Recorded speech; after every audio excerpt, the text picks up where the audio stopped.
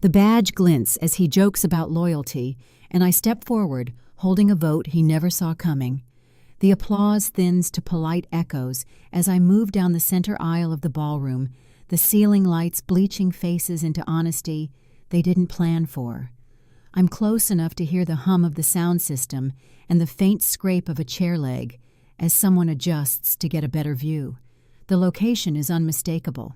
A corporate gala space dressed as a celebration glass podium, centered sponsor logos glowing softly, and the people present are the ones who matter. Board members in tailored suits, senior staff hovering near the exits. My husband on stage with a wireless confidence that assumes permanence. My immediate goal is simple and visible: reach the front, before the transition music starts, before the moment resets. In my left hand, a folded guest list presses into my palm, its crease sharp where I tightened it earlier. The paper is ordinary, but the order of names inside it is not. He keeps smiling, voice warm through the mic, telling a story about trust that earns a laugh he mistakes for loyalty. "We've built something resilient," he says, and the room nods because resilience sounds like safety. Someone near the bar whispers, "Is she part of the program?" Another replies, "Probably." The folded guest list is light, but it anchors me. It's the object that keeps my hands steady as I step into the light, and the applause finally dies. The stage lights flatten everything, no shadows, no mercy, and I feel the heat of them as a physical thing. He glances down, recognition delayed by habit, then lands with a half smile that assumes domestic timing, not procedure. "We're almost done," he says lightly, eyes flicking to the countdown monitor. I say nothing yet. Silence is a choice here, and it buys me seconds. A staffer near the ops table touches his earpiece, uncertain. The room breathes in together. I set the folded guest list on the glass podium without opening it, aligning it with the edge the way I always do with documents that matter. My heart rate doesn't spike. It narrows. "Claire," he says, low off mic, the needle line hidden inside a familiar tone. "We can talk after." The words assume ownership of time that no longer belongs to him. I look at the audience instead, faces attentive, now phones half raised because something unscheduled has begun, and I answer with action, not argument. I turn the guest list so the front row can see the header and the initials that certify access, not intimacy. A board member leans forward, another stills. "Hold the music," I say to no one in particular, and it happens because the ops lead recognizes the cadence of authority. The glass podium reflects the white light up into my eyes, and I blink once to clear it. "We're on a tight run of show," my husband says into the mic, smiling wider, cruel specificity wrapped in charm. "Read the agenda, not the room." It's a line meant to shrink me back into the domestic margins, and the consequence arrives immediately when the ops lead cuts the ambient track and the room goes quiet enough to hear the HVAC click. A ripple moves through the crowd, laughter that falters, then silence, then the subtle disorder of people shifting their weight to see. I open the guest list just enough to check a name and close it again, denying the audience the satisfaction of premature proof. The timing matters. The count matters. I step closer to the podium, the glass cool under my fingertips, and I feel the light do what it does best: strip away rehearsal. He leans toward the mic, voice lowering. "Your badge is blue," he says, the needle sharp, now audible to the first rows. "Mine is cleared. Don't pretend." The consequence follows in the same breath when a board member clears her throat and says, "Let her finish," and the words land like a gavel without sound. I meet his eyes from the first time, not with anger but with measurement. The folded guest list lies between us, a boundary line he can't step over without permission. Under the stage light, his joke collapses into procedure, and the room feels the countdown begin. He tries again, softer. We'll lose momentum, and the ops lead answers with action, not speech, sliding the transition cue back 10 seconds. The audience understands what's happening, even if they don't yet know why. Attention sharpens when control shifts. I don't announce anything yet. I let the light hold us both in place and allow the silence to do the work it's designed to do. The folded guest list stays closed as the clock tightens and the stage waits for my signal. I'm Claire Whitman, 41, a corporate governance consultant from Chicago, Illinois. I had learned long before that day how to enter rooms without being announced, how to move through controlled spaces as if I belonged, because procedure not volume decides access. Earlier that afternoon, I passed through the venue's side corridor with a venue keycard warm from my palm, the small chirp of approval sounding louder than it should have in the quiet service hall, and my immediate goal was modest and precise: observe the flow without altering it. The ballroom doors were still closed, staff setting chairs by the printed diagram. The stage empty except for the glass podium and the lights idling at half strength, and I watched my husband rehearse charm with a producer near the front rows, his posture loose, confidence tuned for applause. "We'll keep it light," he said, smiling, and the producer nodded, "because light sells safety." I didn't interrupt. Silence gathers leverage when used correctly. I slipped the keycard back into my pocket and leaned against the wall where the catering carts waited, the faint smell of citrus cleaner mixing with fresh carpet. A staffer passed and said, "You're early," and I answered I like to see the room breathe, which earned a polite laugh and no further questions. He didn't see me at first, and that was the point. Concealment is not hiding, it's timing. The stage lights came on for a test, washing the podium white, and for a moment everything paused. The stage light holds its breath. The phrase wasn't poetry then, it was observation.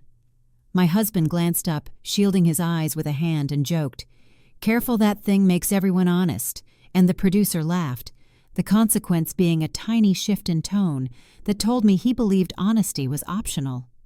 I checked the corridor clock reflexively and stopped myself. Time would be relative today. A woman from operations approached with a clipboard and asked, "Do you need anything?" I said. "Not yet."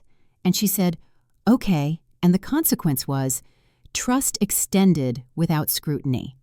The keycard pressed against my thigh as I moved, a reminder that access had already been granted earlier for reasons no one would question aloud. I watched my husband practice the story he'd tell later, punctuating jokes with open hands, rehearsing lines about loyalty that sounded generous until you listened for ownership. "They like certainty," he told the producer. "Give them certainty." The producer replied, "We'll keep it tight," and the consequence was an agreed rhythm that assumed nothing would interrupt it. I stepped closer to the stage edge, careful not to cross into the light, and said quietly, "Your mic's peaking not as a correction but as a courtesy."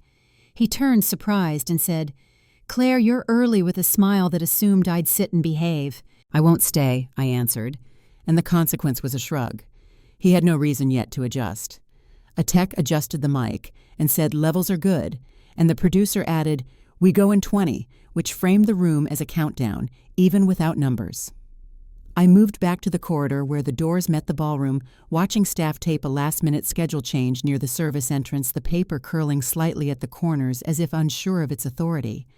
A catering lead whispered, "Heads up, VIP seating shifted," and another replied, "Approved," and the consequence was compliance without context. I asked approved by whom, and the first said, "By him," nodding toward the stage, a needle line of its own, and the consequence was clarity about how much weight he believed his title carried. I didn't challenge it. I noted it. My phone vibrated with a benign calendar reminder I dismissed without reading. Today would not be governed by alerts.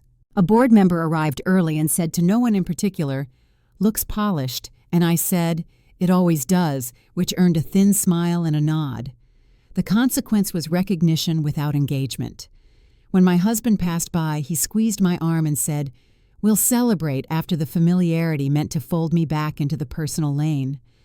I answered, "We'll see," and the consequence was a flicker of annoyance he smoothed over instantly. The ops lead, Evan, walked past with an earpiece and said, "Doors in 10," and I said, "Copy." And he paused, then nodded, the consequence being an unspoken alignment of cadence. I stepped to the side as the stage lights dimmed and brightened again, testing, and felt the room settle into expectation. My husband called out, "House ready," and a voice replied, "Ready," and the consequence was a collective inhale from a space trained to respond. I took the keycard out and rolled it between my fingers, once the plastic edge catching the light, then put it away. Objects do their work whether or not they're displayed. "You look serious," he said lightly as he passed, and I replied, "It's a serious room," which drew a laugh from someone nearby, and the consequence of my words being absorbed as wit instead of warning. I watched him step into the center aisle to greet arrivals, watched the smiles land, watched the ease with which authority masquerades as inevitability. "We'll keep questions short," the producer said, and my husband replied, "There won't be many," the consequence being a room primed for listening rather than scrutiny. I stayed near the doors as they opened, letting the crowd fill the space and the sound rise, observing how quickly order returns when people believe the plan is fixed. When a junior staffer asked, "Do you have a seat?" I said, "Not yet," and she said, "Okay." And the consequence was invisibility granted to the person who didn't ask permission loudly. As the last rows filled, I felt the shift, the subtle click when options narrow, and I moved not forward yet, but into alignment with the aisle I would need later. My husband took the stage again for a final sound check and said, "Good evening," into an empty room, smiling at his own echo, and the consequence was confidence reinforced by rehearsal. I answered under my breath, "Good evening," to the lights, to the room, to the procedure already in motion, and held still because the calm before the count is where leverage ripens. By the time the doors closed, the room believed the script was settled, and I let it. The back office sits just off the ballroom, a narrow room with a copier humming and boxes stacked like temporary walls. And the first thing I do is close the door without locking it, because locked doors invite questions. I place my phone on the desk and switch it to speaker mode, angling it so the microphone catches the room while the screen faces down an object doing quiet work. The location matters back office service level, and the people present are only me and the noise of preparation outside my immediate goal. Precise confirm what he thinks no one recorded. I tap a contact and wait, counting breaths instead of seconds, because time behaves differently when it's about to betray someone. The line connects, a familiar voice filling the room with confidence meant for privacy. "You there," he says, and I answer, "Yes," keeping it neutral, the consequence being permission assumed. He laughs softly. "Good," he says. "This stays between us." The copier clicks a reminder that machines keep their own logs. "We're aligned," he continues. "The optics are clean." I let silence stretch. Silence gathers leverage. He adds, "Use the same header as last time." Ref Q7L9. No one checks twice, and the ref code lands with weight. I can feel in my jaw. I glance at the door as footsteps pass. The cost is immediate risk of being overheard, so I lower my voice. Which location, I ask the question, baited for confirmation. "Back office by the ballroom," he says, careless, and the consequence is a location embedded without resistance. "You're sure?" I say, and he replies, "I signed it at 7:42 p.m. It's already done, the time of day stamp, tightening the frame. One explicit moment is enough." A chair scrapes outside, and I mute the call with my palm holding my breath until it passes the phone's speaker, humming warmth into my skin. When I unmute, he's still talking. "They won't notice," he says. "Read the clause out loud if anyone asks." It sounds official. The needle line template slides into place, cruel specificity disguised as instruction. "Which clause?" I ask, and he says, "The delegation clause," then laughs, and the consequence is confirmation of intent, layered over arrogance. I don't argue. Arguments change behavior, records change outcomes. I say that again. Your title is CEO, not counsel, a line delivered flat, and the consequence is a pause I can hear. "Claire," he says, irritated now, "don't do this." His irritation sharpens my focus. Do what I ask, and he answers. Turn process into theater. The phrase meant to diminish. The consequence is his belief that theater is beneath him. The phone vibrates as a text arrives from Evan 2 minutes to doors, and the pressure tightens. "I need you to confirm," I say, and he replies, "I confirmed it." Then adds, "Delete this." The command revealing fear he can't hear in himself. I glance at the recording indicator and keep my voice steady. "Read the header," I say, and after a beat he does, mispronouncing the sender domain, the mismatch audible. I don't correct him. The copier whirs, the door handle jiggles, and I end the call with a clean tap. The consequence immediate: the evidence exists, and the cost has been paid in proximity to discovery. I flip the phone face up and see the recording time. I don't check the length because length invites second-guessing. The object, the phone on speaker, rests where it belongs, ordinary, undeniable.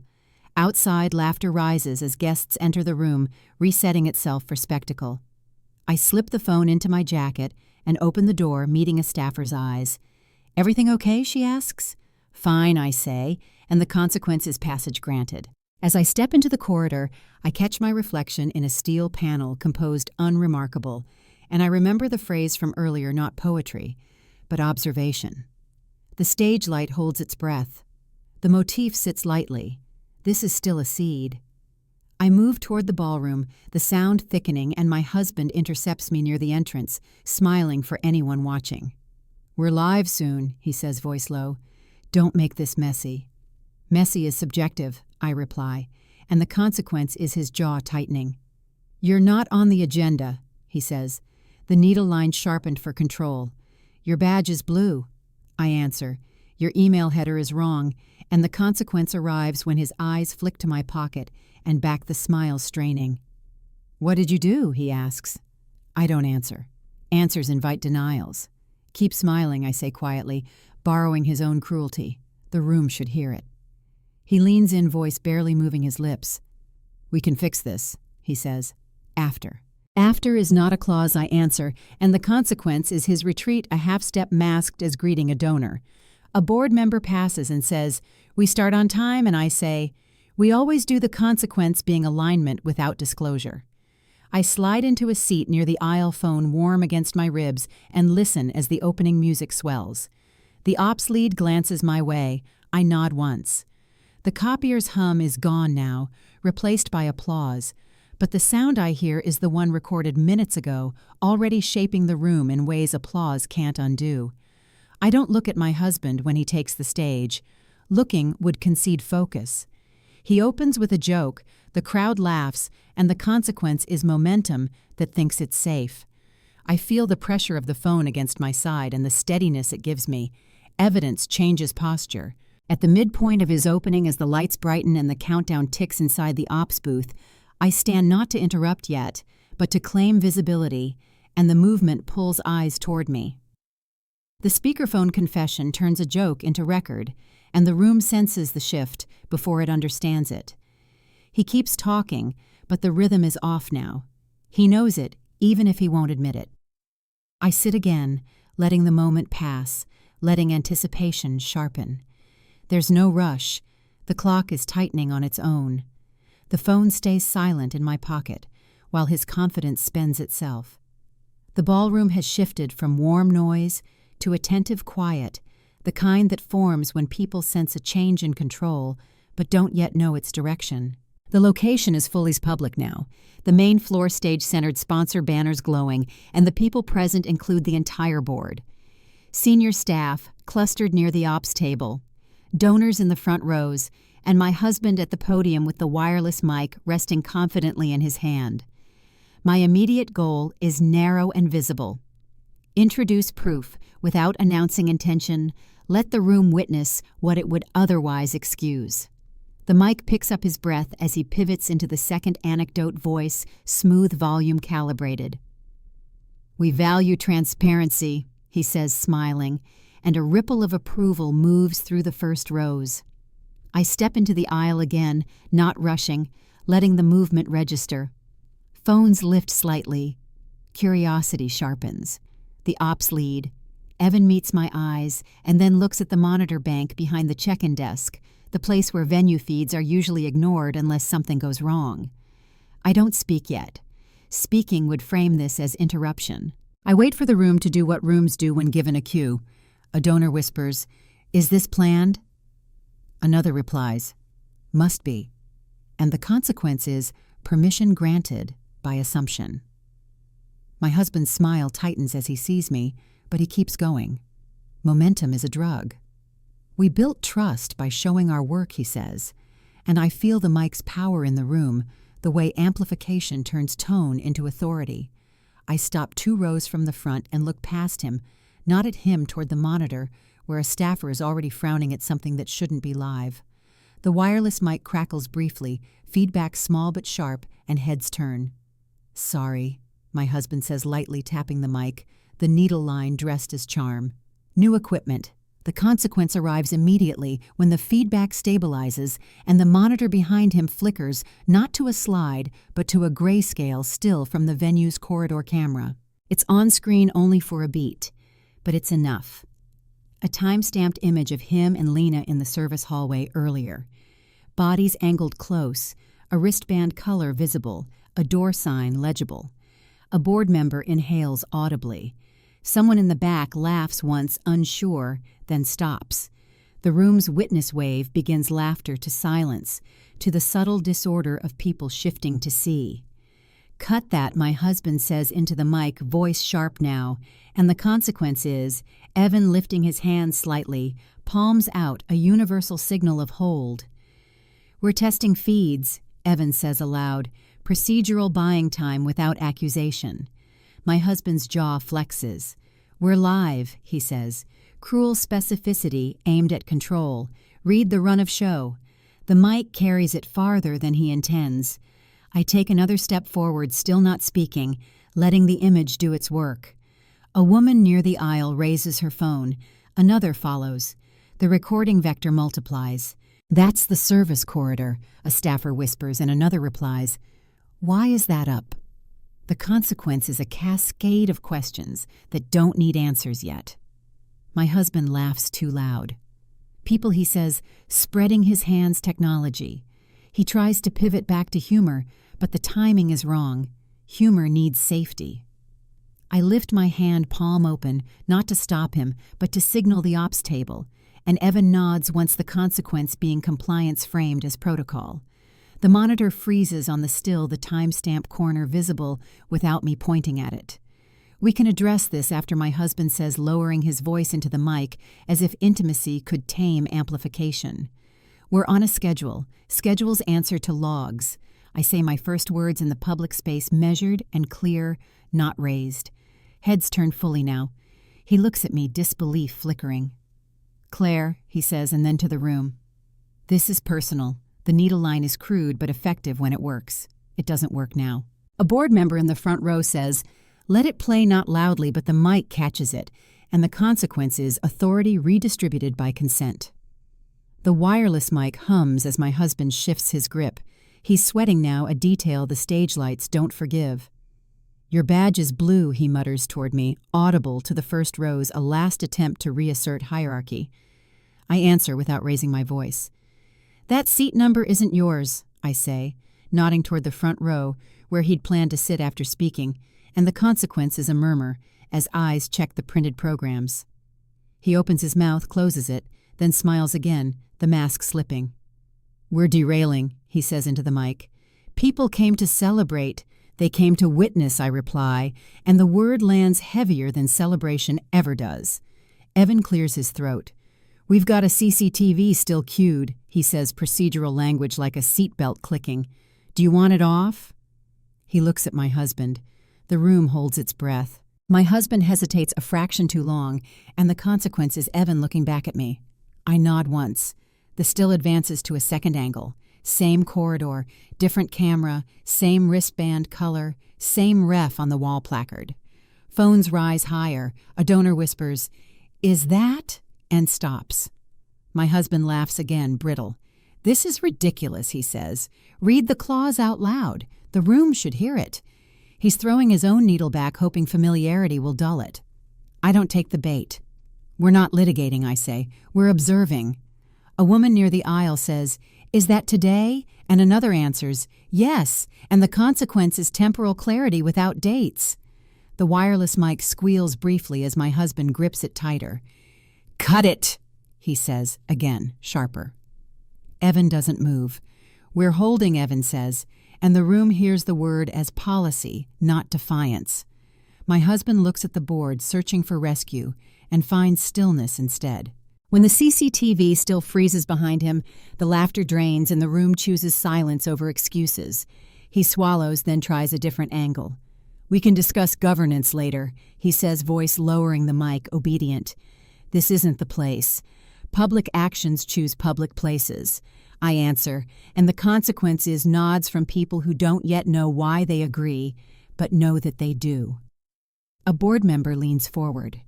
"Continue," she says, and the mic catches it small and final. The ops lead adjusts the monitor, brightness making faces unmistakable, the stage light doing what it does best. My husband's shoulders drop a fraction. The posture of inevitability cracks. He opens his mouth to joke again, then closes it. I don't smile. I don't need to. The room has moved past humor into record. The wireless mic keeps carrying his breath as the evidence stays on screen and the audience understands this isn't a joke anymore.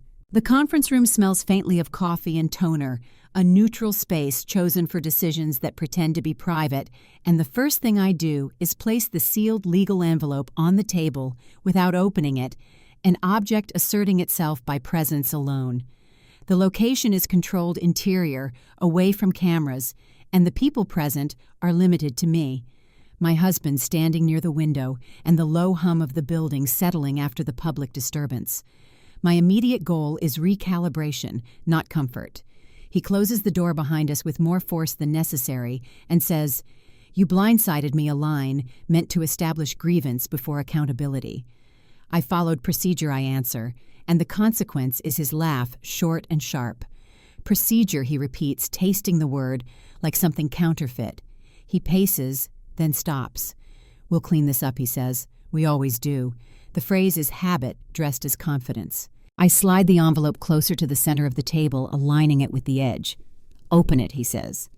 Later I reply, and the consequence is irritation sharpening into anger. "You don't get to run the room," he says, needle line aimed at hierarchy. "Say it again." "Your title is CEO, not counsel," I answer, and the consequence arrives when he looks away. Jaw tight, the line landing because it names a boundary he's crossed. He tries a different tactic. "This is marital," he says, "not governance." "Read the header," I say, calmly tapping the envelope once. He doesn't touch it. Silence stretches productive now. I break it. It's a draft notice. I say, not opening it, letting the words do the work. It outlines what happens when authority is misrepresented. He snorts. "Drafts aren't real." "They are when they map consequences," I reply, and the consequence is his pacing resuming faster. He stops again. "Who's behind this?" he asks. "The rules," I answer, and the consequence is a scoff that convinces no one. "You're overplaying," he says. "The board won't stomach this." "They already did," I say, and the consequence is his blink quick and involuntary. "They didn't vote," he snaps. "Not yet," I say, and the word lands heavy. He steps closer, lowering his voice. "You're embarrassing us," he says, "publicly. Public actions choose public records." I answer, and the consequence is his hand flattening on the table, inches from the envelope stopping short, as if it might bite. He points at it. "What's in there?" "Language," I say. "And timelines." He laughs again, brittle. "Language doesn't hurt." "It does when it's enforceable," I reply. He straightens.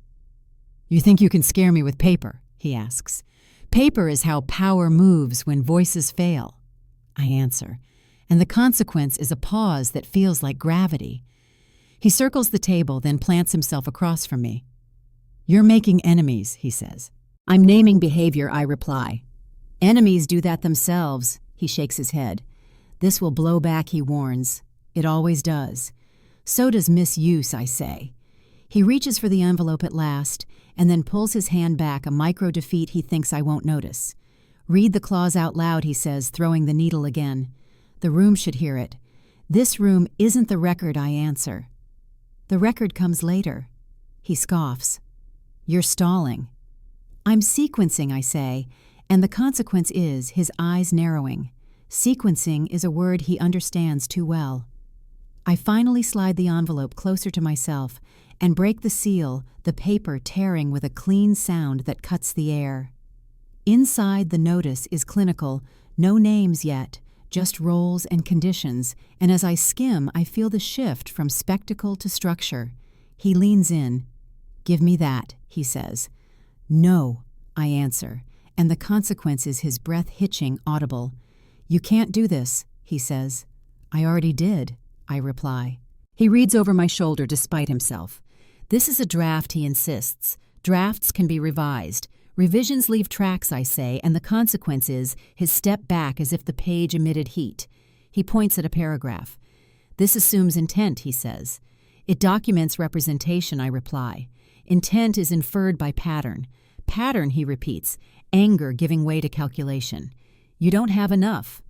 "Enough is contextual," I say, and cumulative. He straightens again, posture resetting. "You think you're clever," he says. "I think you're reckless."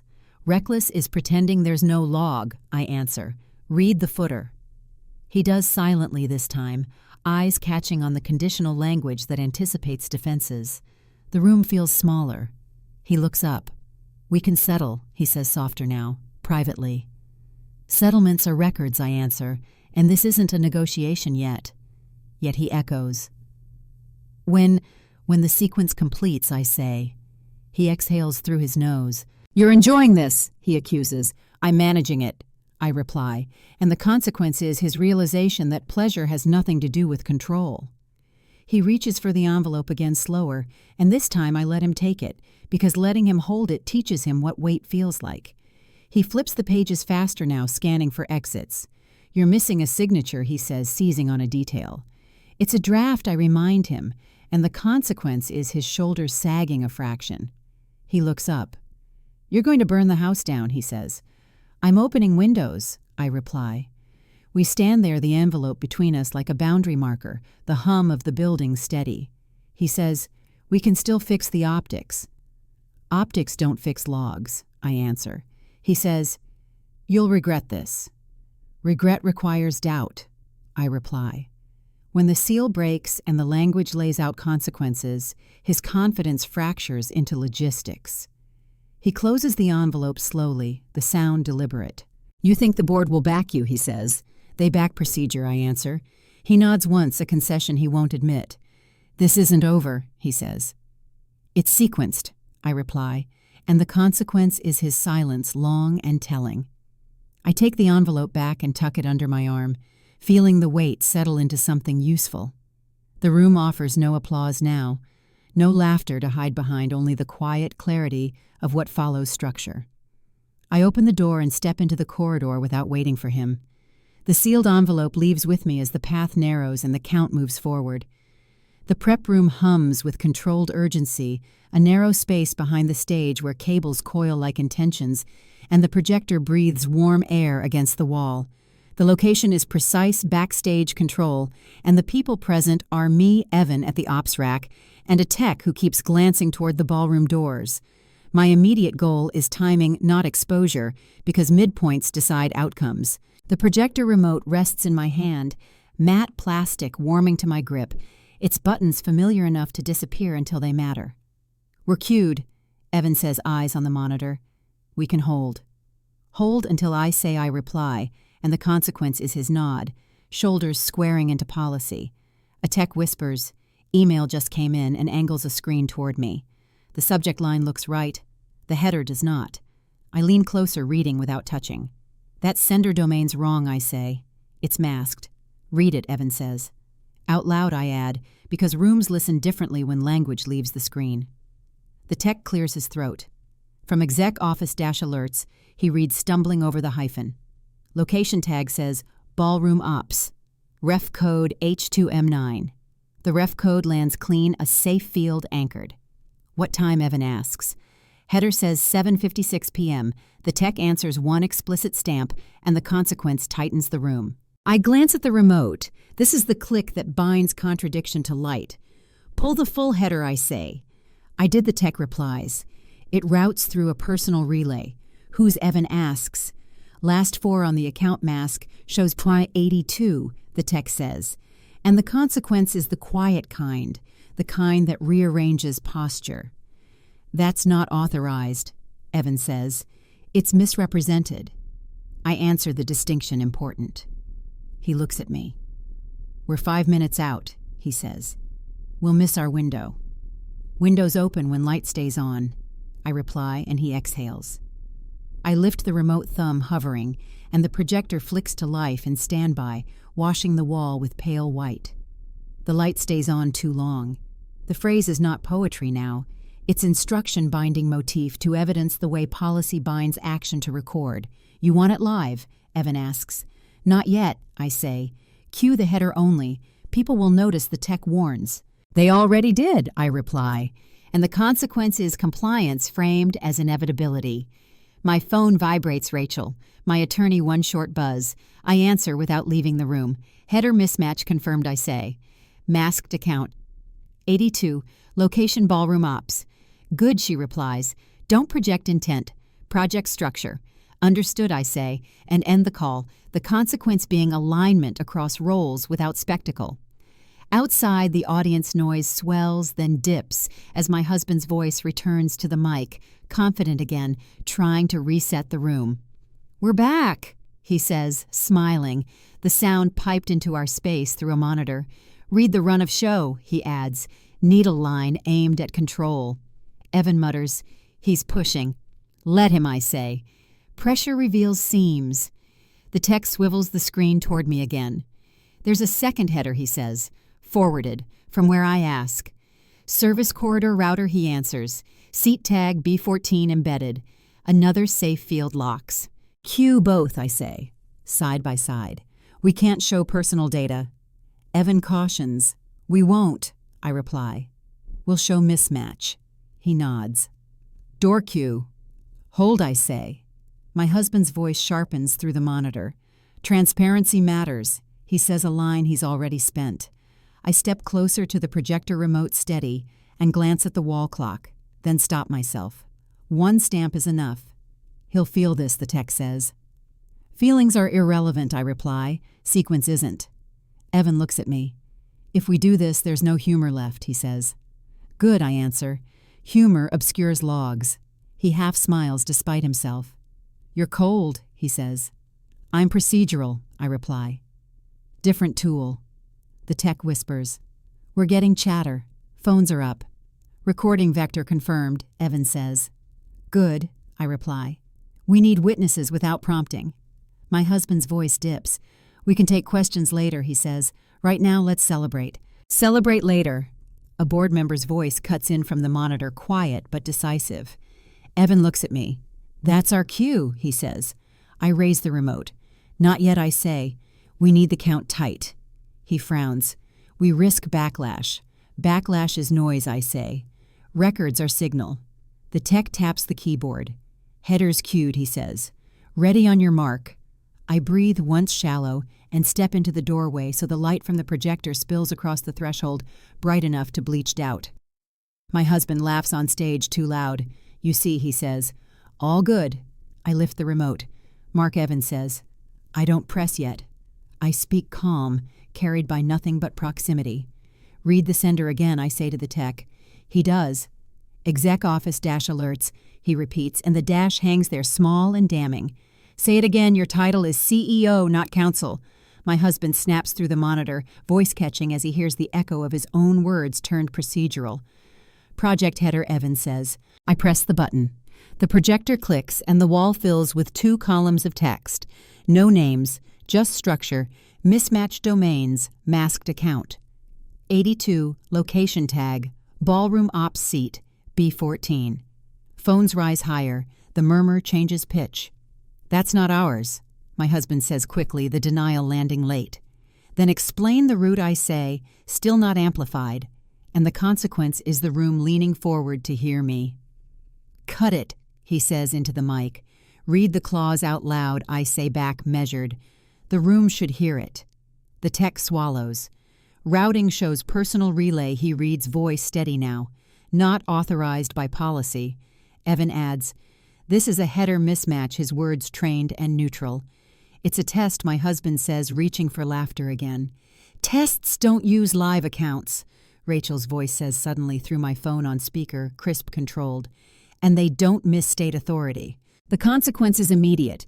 The room hears counsel without seeing her authority, without badge. My husband stiffens. "You can't," he starts. "We can," Evan says, stepping half a pace forward. "We're holding the feed. The light stays bright. The white doesn't blink. When the projector freezes, the mismatch authority drains from his voice and floods the room instead."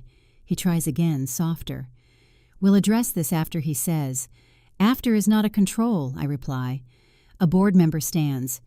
"Continue," she says, and the word lands like a lever pulled. Evan looks at me. "Door pressure building," he says. "Good," I answer. "Let it." The tech whispers, "We're clear." I pocket the remote, feeling the click of it settling like a decision made. The header stays on screen, not accusing, just present. The room absorbs it the way rooms absorb truth when it's framed as process. My husband breathes into the mic, audible, and says nothing. I step back from the doorway, letting the light do the work without me. The remote goes dark in my pocket while the header keeps shining and the sequence tightens.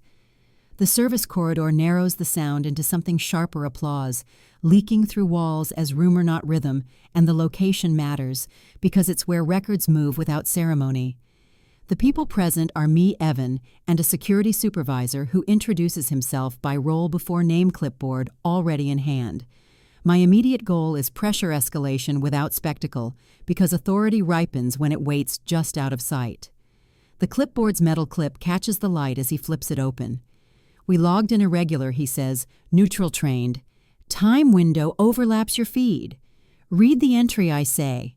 He does. "Entry 14B," he reads. "Door latch engaged, then released. Badge color blue observed. Seat tag B14 noted." He pauses. Signature looks compressed. The word lands. Compressed how Evan asks. "Signed earlier than the camera confirms," the supervisor replies. "The consequence is procedural gravity. Logs don't argue, they contradict." I take the clipboard, not to own it, but to feel its weight. The paper is warm from his hand. "Where was the camera?" I ask. "Venue entrance east," he says. Angle catches the latch. Another safe field locks without effort. "Who authorized the override?" Evan asks. The supervisor shrugs once. Header says, "Exec office dash alerts." He replies, not looking up because he knows what that dash now means.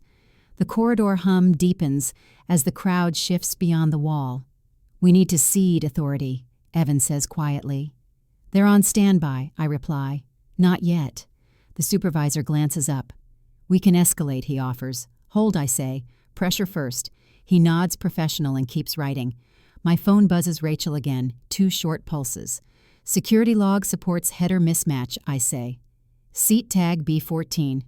"Good," she replies. "Keep it procedural. Mention standby only when asked." I end the call. A door opens down the corridor and my husband's voice spills through, trying to recover tone. "Transparency builds trust," he says, and someone laughs late. I step closer to the doorway without crossing it, listening for the room's temperature. The supervisor clears his throat. "We've got a witness," he says. Usher confirms the latch sequence. Name Evan asks. "Not necessary yet," I say. "Log is sufficient." The supervisor nods. "We'll add a note," he says, pen scratching. "Don't add," I say. "Append." He smiles, small approving. "Append," he repeats, and the consequence is a cleaner chain. I hand the clipboard back. "Keep it visible," I say. He does, holding it chest high, as if posture itself is policy. "Door pressure's increasing," Evan murmurs, glancing toward the ballroom. "Phones everywhere." "Good," I reply. "Witness without invitation." My husband's voice tightens through the wall. "We'll take questions later," he says, the phrase thinning. A board member answers, barely audible. Now and the word travels anyway. The supervisor shifts his stance. If asked, he says we state the discrepancy. If asked, I confirm. No adjectives. He nods. A donor's laughter cuts off mid-breath. The corridor light flickers as someone passes the breaker room, then steadies. I note it and move on. Evan leans closer. "Authority wants a signal," he says. "They're waiting for undeniable." "They'll get it," I reply. "We're stacking." The supervisor lifts the clipboard slightly. "This log," he says, "won't hold if contested without context." Context is coming, I answer, not commentary. He studies me, then nods again. We stand there, the clipboard between us, like a quiet barrier. My husband's voice spikes. "This is theater," he says louder now. "Read the clause out loud," he adds, desperation creeping into cadence. The supervisor winces. "He's escalating," he says. "Good," I reply. Escalation invites oversight. Evan checks his watch and stops himself, smiling thinly. "We're close," he says. "Close enough," I answer. A junior staffer hurries down the corridor, breathless. "They're asking about the log," she says. "Who?" Evan asks. "Bored," she replies. The consequence lands clean. I step forward half a pace. "Bring them the clipboard," I say. The supervisor does not rushing the metal clip, catching the corridor light again. The staffer takes it with both hands, eyes widening. "Anything else?" she asks. "Only what's written," I reply. She nods and goes. Evan exhales. "You're cornering him," he says. "He's cornering himself," I reply. Through the wall, a chair scrapes. A voice, my husband's, cuts through sharper. "We're not litigating here," he says. "This is a celebration." The room answers with silence. I lean back against the wall, feeling the vibration of bass from a song that's been cued and forgotten. Authority will enter after proof. Evan says, repeating the rule to steady himself. After proof, I confirm. We're not there yet. My phone buzzes again, a single long pulse. I answer. "They asked," Rachel says. "Security log requested." "Delivered," I reply. "Stand by." "Stand by," she says. "But name seated." I end the call. The supervisor shifts his grip. "If they ask who signed," he says, "we say, signature compressed. We say, sequence inconsistent." I correct. Words matter. He nods, adjusting his language like a uniform. The corridor door opens, and a board member steps out, face composed. "Ms. Whitman," she says, measured. "What do you have?" I gesture to the clipboard in the staffer's hands behind her. "A sequence," I answer. No opinions. She nods once. "We'll review," she says, "and the consequence is a narrowing of options I can feel." She turns back toward the ballroom. My husband's voice drops, then rises again. "You're embarrassing the institution," he says, aimed at no one and everyone. I step closer to the doorway and speak calm, unamplified. Institutions embarrass themselves when logs don't align, I say. The room hears me anyway. "Read the seat number," I add, not looking at him. A hush. Someone reads it aloud. B14, and the consequence is the room checking itself. My husband stares toward the doorway, eyes sharp now, calculating. "You think you've won," he says. "This isn't a game," I reply. "It's a sequence." He laughs brittle. "We'll see," he says.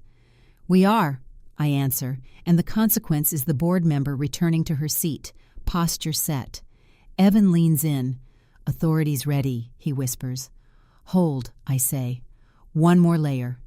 The supervisor clears his throat. "We can add the usher statement," he offers. "No," I say. "Save it." He nods. The corridor hum steadies, the kind that means systems are sinking. My husband's voice falters. "We'll pause," he says. 5 minutes. No pause, the board member says, audible now, and the word travels like a latch closing. When the incident log leaves the corridor and enters the room, his options collapse into procedure. I step back, giving the doorway space, and feel the calm settle in the way it does when leverage is no longer theoretical. Evan checks the ops screen. "They're calling for the next item," he says. "Good," I reply. Sequence advances. The clipboard stays visible as the pressure peaks and authority waits for the final proof. Backstage tightens into a tunnel where sound arrives, filtered applause reduced to pressure rather than praise, and the location matters because it's where contradictions either collapse or harden into proof. The people present are me, Evan at the ops rack, Rachel's voice present by phone but not body, and a tech whose hands move faster now. My immediate goal is to convert suspicion into an irreversible turn without triggering premature authority. The USB drive sits inside a clear evidence bag on the counter, plastic edges crinkling when the tech lifts it, an object that refuses romance. "Metadata's ready," he says. "Read it," I reply, because hearing matters as much as seeing when witnesses are primed. He clears his throat. File created via removable media, he begins. Name masked, but origin path shows personal relay. Seat tag B14 embedded. Location flag reads Ballroom Ops. Evan exhales. Time header stamp shows 8:01 p.m. The tech answers one explicit moment enough, and the consequence lands like a dropped pin. That's after the log, Evan says. And before the feed, I add. Rachel's voice comes through my phone on speaker, calm and exact. That's your contradiction, she says. Not motive sequence. Understood, I reply. Outside, my husband's voice wavers through the wall. This is overblown, he says too quickly. We're moving on. A chair scrapes. The tech glances up. Phones are everywhere, he whispers. Good, I say. We don't need amplification. Evan looks at the bag. If we surface this, we close exits, he says. That's the point, I reply. He nods, jaw set. Cue the metadata only I say. No file names. The tech complies, fingers tapping. Ready, he says. I step closer to the doorway so the light from the screen spills into the corridor again, white and honest. My husband's voice rises. Read the clause out loud, he snaps, trying to regain script. A board member answers low and firm. Proceed. The word carries anyway. I lift my hand not for silence but for attention and speak without a mic. We're not presenting allegations, I say. We're presenting sequence. Evan presses a key. The screen in the ballroom updates columns of metadata anonymized clinical. A murmur ripples. That's not a slide, someone whispers. It's a file another answers. The tech reads again steady. Created via removable media, he repeats. Route indicates personal relay. That's not ours, my husband says, voice brittle. Then explain the path, I reply, and the consequence is the room leaning in. He tries to joke. USBs are everywhere, he says. This could be anyone. Read the seat number, a board member says. The tech does. B14. The room checks itself, a subtle wave of heads turning toward the front row. My husband laughs once sharp. That seat isn't... He stops. Evan doesn't look at him. Sequence shows creation after the log entry, Evan says. Before the feed, Rachel adds, which contradicts authorized workflow. My husband steps closer to the mic. You're turning a technicality into theater, he says. Read the clause out loud. He throws again. Desperation, now audible. Say it again. Your title is CEO, not counsel. I answer measured. And the consequence is his silence stretching a fraction too long. He recovers. This isn't proof, he says. It's a glitch. Glitches repeat. I reply. Patterns don't. Evan shifts his stance, shoulders squared. We can verify checksum, he says to the tech. Already did, the tech replies. Hash matches across copies. A donor whispers. That's bad, and stops. The room's temperature drops. I feel it in my chest. Not fear, but inevitability. You're embarrassing the institution, my husband says again, a line he's already spent. Institutions embarrass themselves when records don't align, I answer. A board member stands. Continue, she says. Evan glances at me. This closes the window, he murmurs. Close it, I reply. The tech freezes the screen on the metadata summary. No names, no drama, just structure. When the USB metadata locks the timeline, the story flips from doubt to contradiction in a single breath. Phones rise higher. Someone in the back says, record this, and someone else replies, already am. My husband tries a different angle voice, softer. We can take a break, he says. 5 minutes. No break, the board member replies. Proceed. The word lands like a latch clicking shut. Evan steps forward half a pace. For clarity, he says, procedural, this file could not be created through authorized channels. That's your opinion, my husband snaps. It's a log, Evan answers. Opinions are irrelevant. The room absorbs it. I don't move. Movement would suggest performance. I let the evidence do the work. A junior staffer whispers near the aisle, Is that legal? Another answers, It's recorded. The consequence is witness without invitation. My husband grips the mic tighter. "You're overreaching," he says. "This will backfire." "Backfire requires ambiguity," Rachel says through the phone, calm as a metronome. "This is sequence." The tech adds, "We can export the metadata for review." "Do it," the board member says. "Save a copy," Evan instructs. The USB bag crinkles again as the tech reseals it, the sound small and loud at once. My husband stares at it like it might dissolve. "You can't use that," he says. "It's mine." "Ownership follows authorization," I reply. "And this lacks it." He opens his mouth, closes it, then tries a smile. Everyone, he says, projecting warmth he no longer controls. "Let's remember why we're here." Silence answers him. The silence is different now. Thick, deliberate. A donor coughs. A chair creaks. No one laughs. Evan looks at me. "Authorities at the door," he whispers. "Not yet," I say. "We need the vote on record." He nods. My husband hears something change and turns toward the stage entrance, eyes searching. "Who's on standby?" he asks too loudly. "Procedure," I answer. The board member speaks again. "We will proceed to the next item," she says. "Record the metadata as submitted." Evan taps his console. "Recorded," he says. The tech confirms. "Export complete," he says. My husband swallows. "This is insane," he mutters audible. "Read the log," someone says from the front row, and the room murmurs approval. I feel the calm settle deeper, the kind that arrives when options vanish.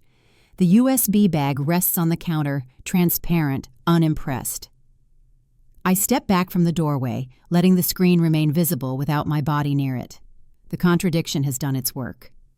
As the USB bag seals and the room records the sequence, his last exits disappear. The hall felt narrower once the metadata settled into record, not physically but procedurally, as if aisles had been redrawn by names and votes instead of chairs. The location was still the ballroom, but the posture of it had changed. People leaned forward now, attention no longer polite but intent.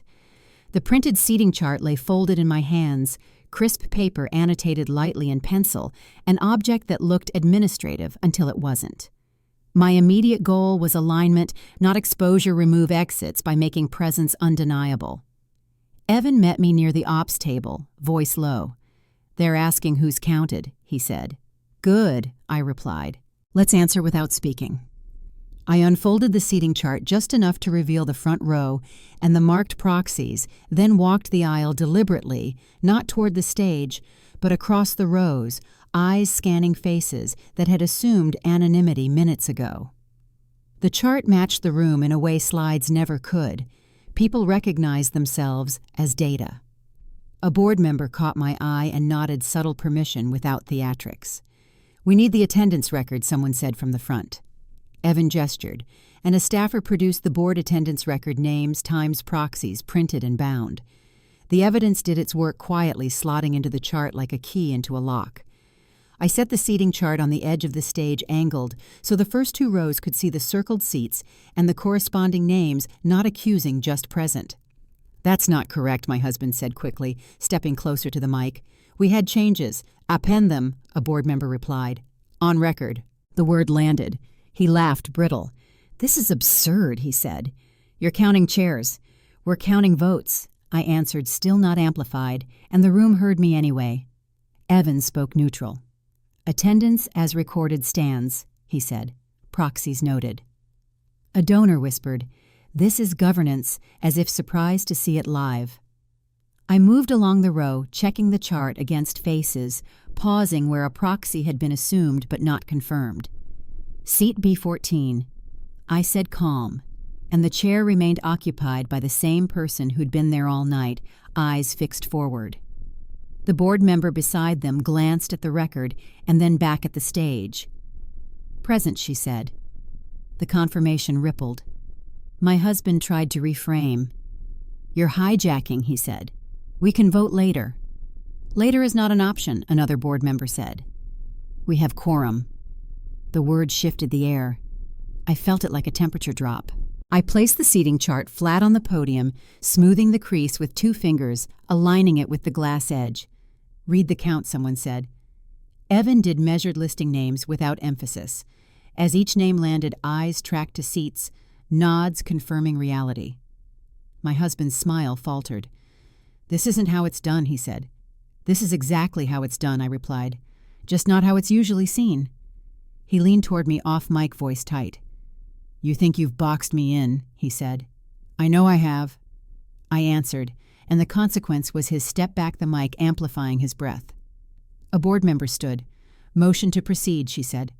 Another seconded. Evan glanced at the ops clock and then stopped himself, a small smile. "Proceeding," he said. The seating chart and attendance record sat side by side now, paper to paper, the mundane pairing carrying more force than any accusation. My husband raised his hand. "Point of order," he said. Denied, the chair replied, not unkindly. Phones rose again, steadier this time, people aware they were witnessing something that would be cited later. I felt the calm deepen. This was the part that always looked boring from the outside, the part people skipped, and it was the part that closed doors. "Record quorum," the chair said. Evan marked it. "Recorded," he replied.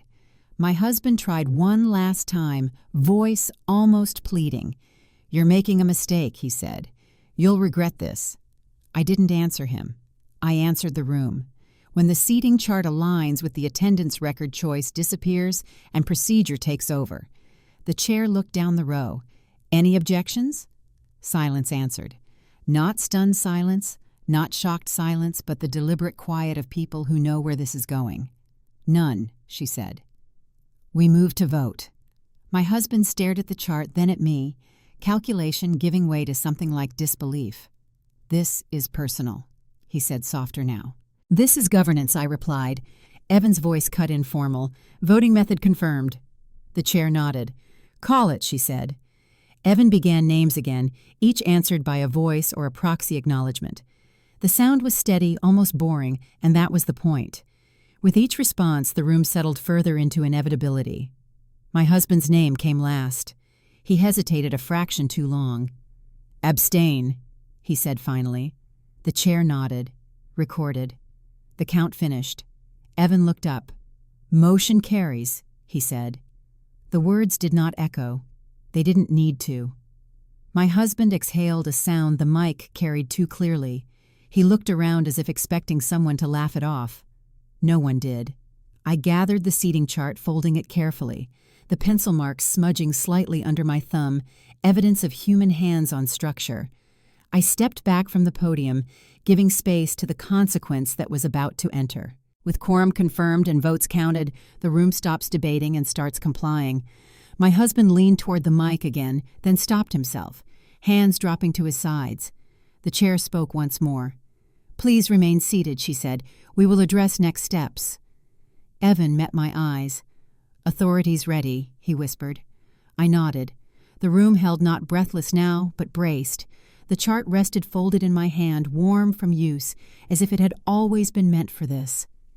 The ballroom settles into a disciplined hush once the vote carries the kind of quiet that doesn't ask for explanation because it already has one. The location is unmistakably public, the same stage, the same seats, but the posture of the room has changed from curiosity to compliance.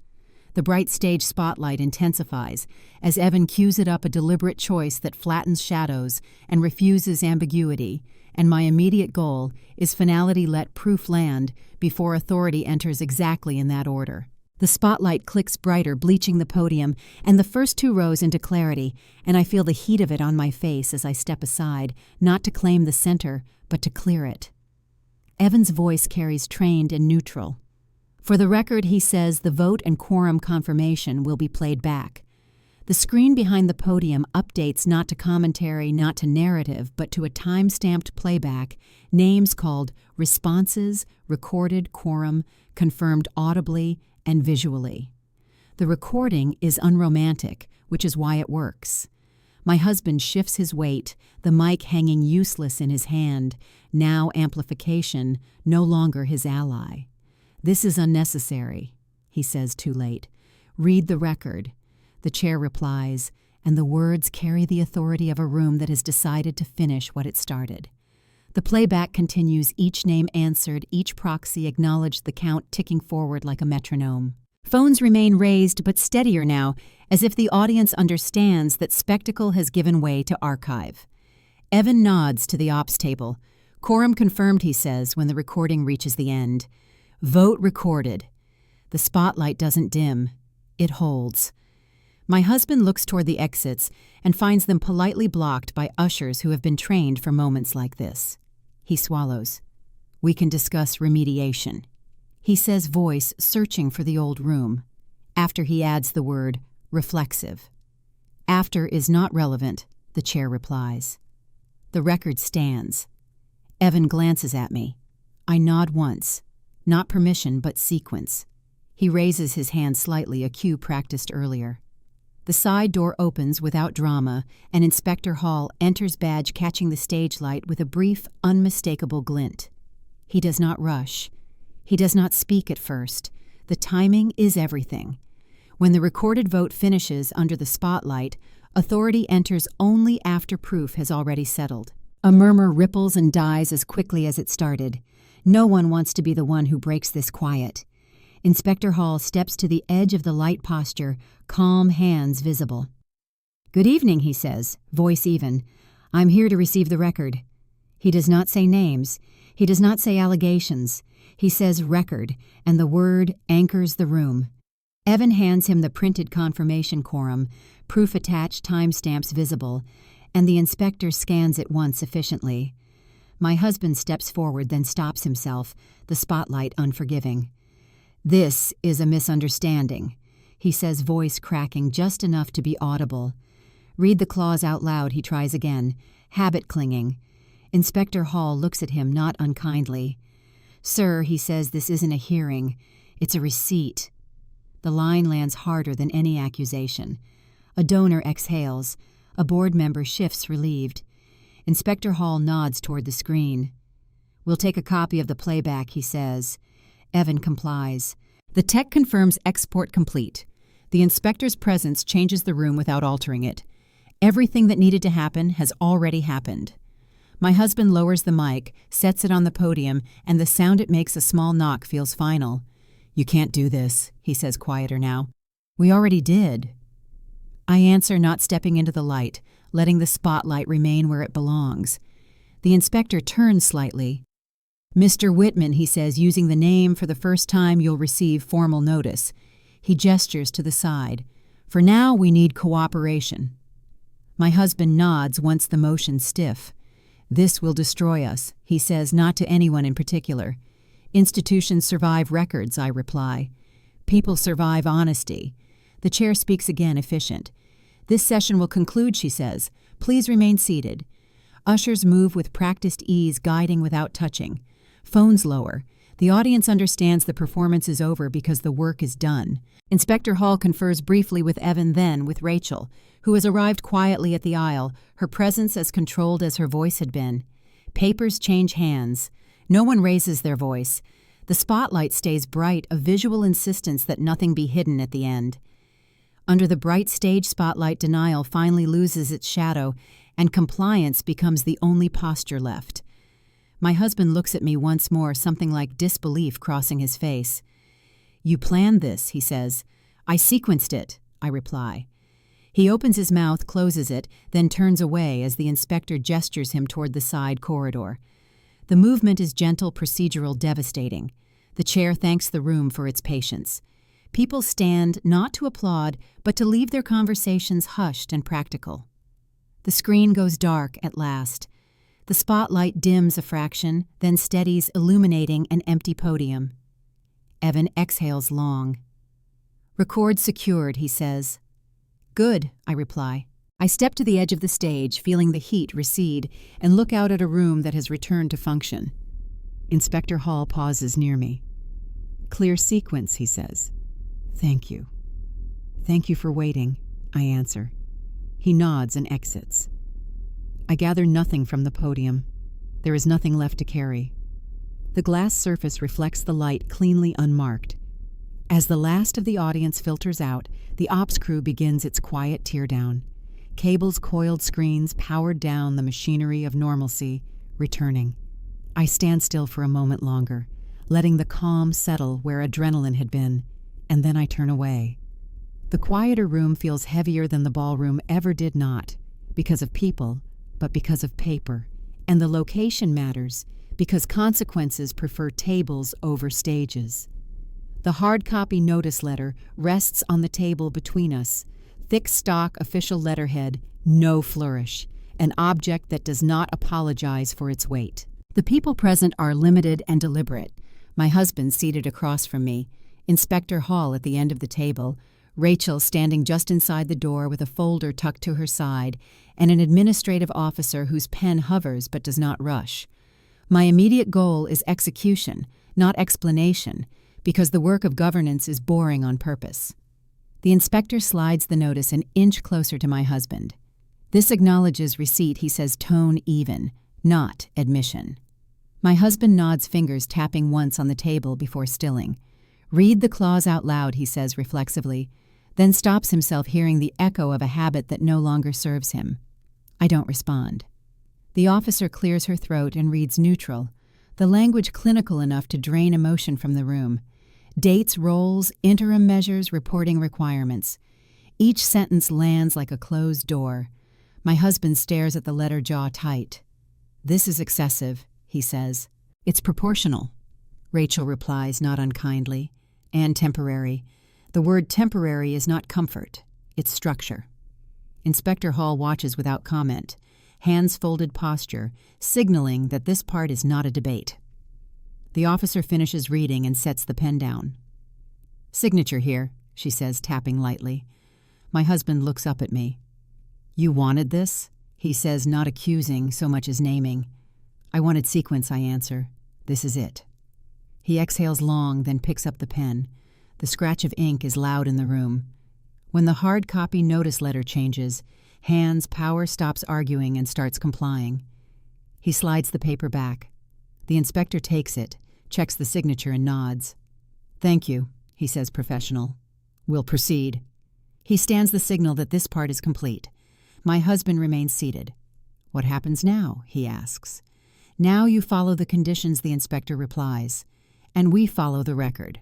Rachel steps forward, places a second sheet beside the first receipt copy, and says, We'll coordinate next steps.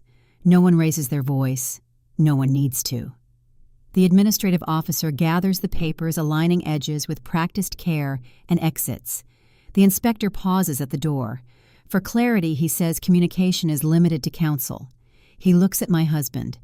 That protects you as much as it protects the institution. My husband nods again, smaller this time. The door closes. The room exhales. He rubs his hands together once, then stops. You humiliated me, he says quietly. The record did, I reply.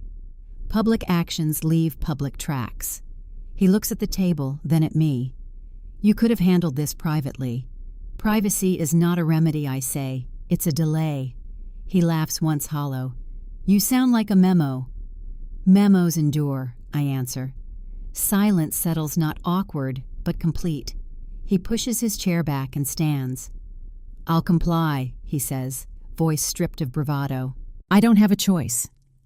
You do, I reply. You can comply well. He hesitates, then nods, the motion stiff but real. He reaches for the notice letter again, as if to check its reality, then stops himself. What about us? He asks softer now. We're not on this paper, I say, and that's intentional. He swallows. I thought you'd protect me, he says. I protected the institution, I reply. It protected you longer than you deserved. The words are precise, not cruel. He opens his mouth to argue, then closes it, understanding perhaps for the first time that argument has no purchase here. He gathers his jacket. They'll talk, he says. They always do.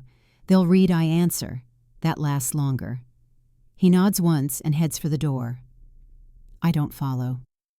When he leaves the room, changes temperature, the absence noticeable but clean. Rachel turns to me. You did exactly what you said you would, she says. Sequence held. It had to, I reply. She hesitates. You okay? I'm finished, I say and mean it. She smiles faintly. Call me if anything shifts. It won't, I answer. She leaves. I remain seated for a moment, looking at the imprint the letter left on the table, a faint rectangle where the paper warmed the surface. The motif resolves itself without ceremony. The light in this room does not flicker or flatter it, simply illuminates what's there. The light no longer asks permission. It documents what remains. I stand straight in the chair and open the door. The corridor hums with ordinary work footsteps, low voices, carts rolling, systems moving on. I walk past the ops desk where Evan gives a small nod and returns to his screens. Outside, the building breathes. I pause by a window and watch evening settle over the city traffic lines threading into distance, everyone somewhere between obligation and choice. The work here is done. I step away without looking back, leaving the table empty and the letter filed where it belongs, knowing the aftermath will be quieter than the spectacle and far more durable. The notice letter is filed, the room empties, and consequence begins its patient work. The glass podium is cool under my palms, present tense, anchoring me to the now as the room breathes again, ordinary and unafraid. The location is the same ballroom stripped of spectacle chairs, stacked cables coiled, sponsor banners dimmed. The people present are few ops finishing their checklist, a custodian moving quietly, me standing where a conclusion belongs. My immediate goal is departure with integrity intact, not triumph, not closure, as performance, just the clean end of a sequence that no longer needs my voice. The podium reflects my face without distortion, and I straighten it a fraction, aligning the edge the way I always do when a document is finished. Outside the high windows, evening slides into night, the city threading itself into motion, unconcerned with our internal arithmetic. Evan nods from the ops table, a professional goodbye. All archived, he says. Retention set. Thank you, I reply. The words are light because the work is heavy enough. I step back, letting the podium stand a lone glass, catching the last of the stage light without asking permission. The light no longer asks permission. It illuminates what stands when voices leave. I remember the first moment of the day, the hush before applause, the way silence can be trained into a tool. Silence here is different, restful, not charged. My phone vibrates once a single message from Rachel filed. I type back received and put the phone away. No more messages belong to this room. I walk the aisle slowly, shoes tapping a rhythm that has nothing to do with a countdown. A custodian pauses to let me pass, nodding politely, not recognizing me as anything but another person leaving work. That anonymity is a gift. At the door, I stop and look back once, not to check for witnesses, but to confirm the absence of unfinished business. The podium stands empty. The screen is dark. The chairs are gone. The light is steady, low-functional. I turn the handle and step into the corridor, where the hum of systems resumes its familiar register vents, elevators, distant traffic. The building does not remember me. Records will. As I walk, memory surfaces without pressure, the crease in the guest list, the click of the remote, the crinkle of the evidence bag. Objects did their work and released me. That is how it should be. I reach the exit and push into the cool night breath expanding. The city smells like rain and metal and bread from somewhere down the block. I stand still for a moment, letting the present settle fully into place. There is no audience now, no need to explain, no benefit in replaying. The sequence ended where it needed to end, and aftermath will do what aftermath does, quietly, persistently, without asking me to attend. I think of my husband only as a role that no longer intersects with mine. That thought surprises me with its neutrality. Not relief, not anger, neutrality, clean as glass. A car passes headlights washing the sidewalk, then gone. I start walking, hands in my coat pockets, posture easy. Tomorrow will ask for different work. Tonight asks for nothing. The glass podium remains behind me, clear and untouched, while the path forward feels finally unencumbered. I cross the street on the signal unhurried, the city accommodating my pace without knowing why. Somewhere files are being copied, calendars, updated conditions monitored. Somewhere else a notice letter sits in a file drawer, ink dry consequence patient. None of that requires my presence. I turn a corner and the building disappears from view, replaced by a row of closed shops and a bus idling at the stop. I check the time out of habit and stop myself smiling at the impulse. Time will do what it does. I board the bus, tap my card, and take a seat by the window. The glass shows my reflection again, softer now, moving with the city. I watch the lights slide past and think briefly of the phrase that carried me through the day, silence before the count, and how silence afterward feels different earned. The bus pulls away. I am no longer counting.